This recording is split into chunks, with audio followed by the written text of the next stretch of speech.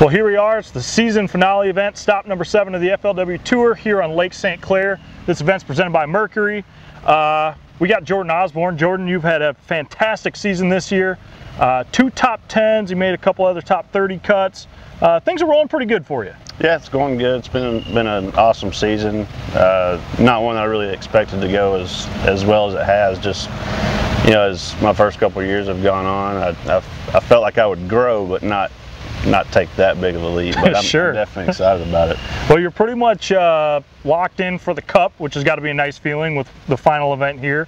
I think you pretty much just got to weigh some bass, and you're going to Hot Springs. I think so. I don't know if I've done my math correctly, but I think, yeah, if I weigh in a bass, I think I'm in. So it's just kind of a weird feeling, because in a way, like, I'm excited about this tournament, but I'm excited about getting it over with and like making it official that I'm going. Yep.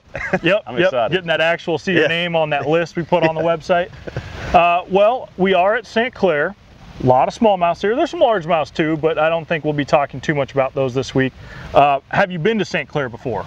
I came up about 3 weeks ago. That was my first time. Okay. Fished for 3 or 4 days, and it was awesome. I couldn't wait to get back. So let's compare and contrast. How'd today go? I know things are a little different. That's a long time frame, especially up here in the north. Well, today kind of went like the first day I was up here a few weeks ago. It was a little bit slow, but you know, first day I was here a few weeks back, found some stuff to build on, and did that the next few days. So you know, it's like today wasn't the best bag wise, but I felt like it was good enough for me to have something to build on tomorrow and Tuesday. Sure, okay. I assume since we are here at the Metro Park, you fished on St. Clair today? Yes. Is that the plan the rest of the week? Because you can go to part of Erie, you got the Detroit River, you got the St. Clair River, you can't go up to Huron. So, I mean, there are other places to fish other than St. Clair, but it seems like this is probably where a lot of it's going to go down. Yeah, I'm of the opinion that there's probably several winning bags to be caught here, and probably relatively close to the ramp. So I just figure maximize my fishing time and just get the thought of going to Erie or up the St. Clair River just kind of out of my mind, and make more out of my practice and hopefully more out of the tournament. Do you, because of that Forest Wood Cup berth, you know, kind of sitting there right in front of you, has it changed how you've prepped for this tournament at all? Like maybe not making the decision to go into, like, you know, run into the river, or definitely make the run down to Erie, stuff like that? I don't think so. I think if I were on, you know, if I were one of those bubble guys, I'd still probably stick around here pretty close, to be honest with you. It definitely, St. Clair over the last few years has been kind of the place to be.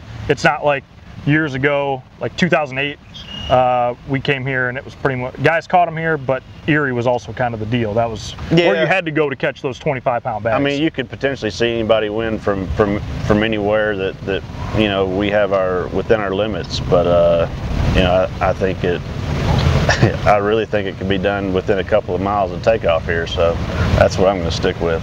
Well, since you're the first guy we've talked to, I probably should have led with this, but what are the water temps you're seeing out there? We saw as low as 62. Oh, okay. And as high as 71, I believe. Maybe 73. Dang, so a pretty decent range, probably just depending on where you're at. Yeah, it's about 10 degrees. Same thing I saw when I was here a few weeks ago. It was anywhere from 58 to 68. So it's warmed up a little bit. I'm sure this rain and this cool front coming through probably held it back a little bit. With this warming trend we have coming up this week, it's probably going to warm up 2 or 3 more degrees, I would expect. Did you look around for any spawning fish at all? I didn't. The water, the areas I covered today, the water is not as clear as it was a few weeks ago. I'm not much of a bed fisherman. I'd rather go out and catch them. Sure. So that's what I'm focused on. I don't know if I'm going to miss out on something there, but you know, these fish started spawning. You know, guys are catching them off the beds right after we left Kentucky. And, and we caught them off beds when we were here, you know, 3 weeks ago. So, I mean, they've got to be towards the tail end of it. I'm sure that somebody's going to catch a few of them out there, but it's probably not going to be me. Well, I like it, man. We'll let you get after it. You got 2 more days, and you know, hopefully we'll be seeing Hot Springs, and I think we will. Thanks, Kyle. Well, moving on here, we found ourselves Austin Felix, who I would say you're pretty good at catching the smallmouth. You actually proved that on Champlain in the Costa, finished third, catching them off beds, I believe, right? Yeah. Yep. Did you weigh in all smallmouths? Weighed in 15 smallmouths, every single one off a bed, yeah. Wish I could do it out here, but I don't think that's going to be the case. Well, I know today you had a limited practice because you did leave yesterday. How far of a drive is it from Champlain to here? It felt like an eternity. I don't know, we left at 4 or 5 yesterday evening after the event and pulled over around 4 in the morning, got a hotel, plugged in the boat so you get a little charge on it, because if I showed up here at 6 in the morning I wouldn't have been able to do anything anyways. So I didn't get on the water till 2 o'clock. Which is nice. You probably missed a lot of the rainstorms this morning then? Yeah, I didn't realize there were rainstorms. Yeah, so yeah, there you go. That's good. Heck of a day. So, the one thing I did want to talk to you, it's not like St. Clair is in your backyard. You're from Minnesota. You did come out here and pre-practice a little bit, and I'm kind of curious for the guys that did do that, what the differences are now versus then. You know what I mean? Yeah.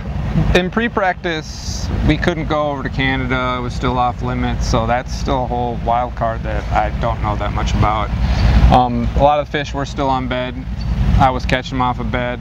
It seemed like you had to find pockets of clear water because where they were still bedding was out really deep, 12, 14 feet. So, but you could go around and it seems a lot of it's got that like cloudy sort of teal blue to it, but every once in a while you'd find a pocket and it'd be just gin clear and you could see down there and move around and find a few on beds. And with the wind today, I wasn't able to find any clear water, but I kind of drifted around where they were bedding a few weeks ago. And that stringy grass is up a lot more, so it's a lot harder to fish, and there's some rock bass around and some other deals that just lead me to believe that it's probably pretty much done with. Okay. So with that then, you know, what do you foresee the bite taking place out here? I mean, because not just catching smallmouths out beds, you're good at catching smallmouths anyway. I mean, is this going to be kind of one of those St. Clair dragging and drifting type of things? Yeah, I think that's what it's going to come down to with these post-pond fish. They're kind of funky. They're not really excited to do anything right now.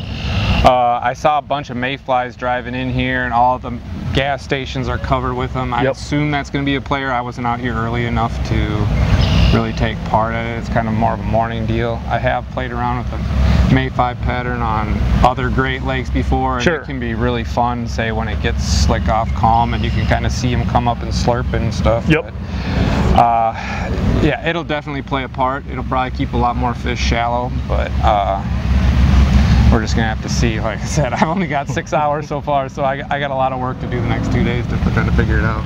Well, I mean, that still is plenty of time. St. Clair, the tournament, I mentioned this with Jordan, but I mean, you can fish, you can't fish Huron, but you can go up the St. Clair River, you can go down to Erie, fish a little of that, not all of Erie. Is your plan stick to here, stick to St. Clair this week? Yeah, with my limited practice and where I'm sitting in points right now, I think my best bet is really to try to grab 17 pounds a day and get out of here, hopefully with the check and with points and with the cup. Yep, make the cup. I'm sure a few people will run to Erie. There's still big fish there. It's just a really big place, and if you don't know where to go, it can take up a lot of time, because you look at something on a map and you say, I want to fish this flat or fish this point, and you don't realize until you're there that this little point on your map is actually 4.5 miles long. And you could eat up 3 days just looking at it. So yeah, I'm gonna try to stay close, hopefully. I'll probably run across to Canada tomorrow a little bit more. There is a big difference in water temperature between Canadian side and over here. You're seeing mid-70s over here, and you can run over to the Canadian side and you're closer to mid-60s. So that's game plan number 2. I'm still going to try to make this bedding thing work. If I can figure it out, I figure that's probably where they be, maybe up in the St. Clair River where it's a lot colder, but we'll see. I'm going to cover some water and try to make some game plans.